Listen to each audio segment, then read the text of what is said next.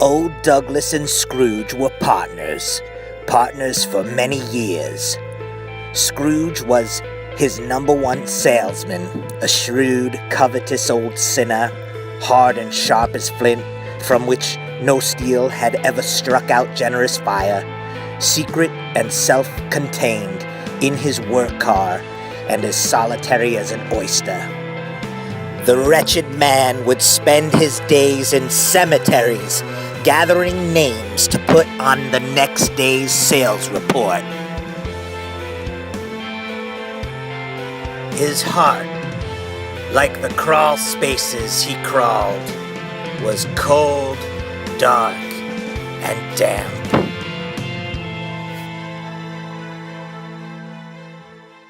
Hey guys, it's Chris from Peacewood, and no, I don't really drive through cemeteries looking at headstones to get names for my sales reports, but I have been asked what it is that I do for a living to support Peacewood and to support my family. So what better than to use Dickens' immortal classic, A Christmas Carol, than to tell a little bit more about Kelly and I and our family.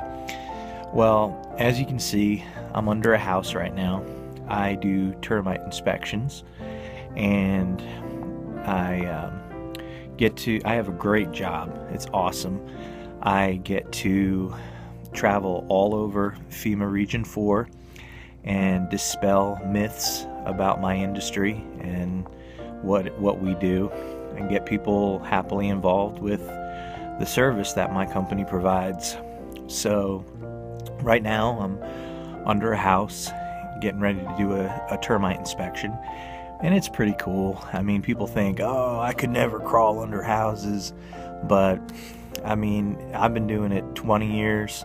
In that time, I've only come across one skunk, one possum, maybe a dozen snakes, only 2 of which were ever poisonous, and I think a dead alligator. And also the skunk was dead. So the only live thing I ever came up on under a crawl space was a possum. So this is what I do when I'm not at Peacewood, taking care of the chickens and everything, gardening, and it's great. It's a great way to support the homestead, and I have no shame in what I do or the company I do it for. I do it proudly. So I'm gonna go crawl this house, and then we'll get back to our story, A Peacewood Christmas Carol.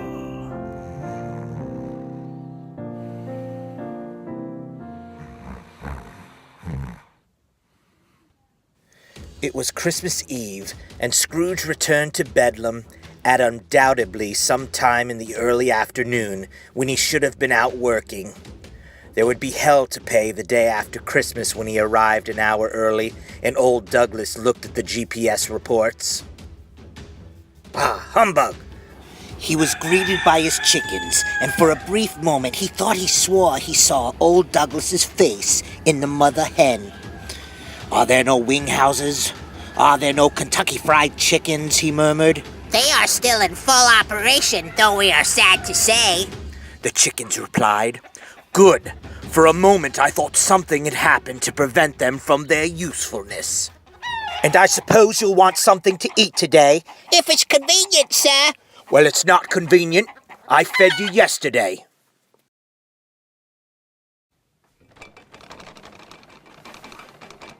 Who's there? Who is there? Who? Ebenezer Scrooge. Ebenezer Scrooge. Ebenezer Scrooge. Ebenezer Scrooge. Who are you?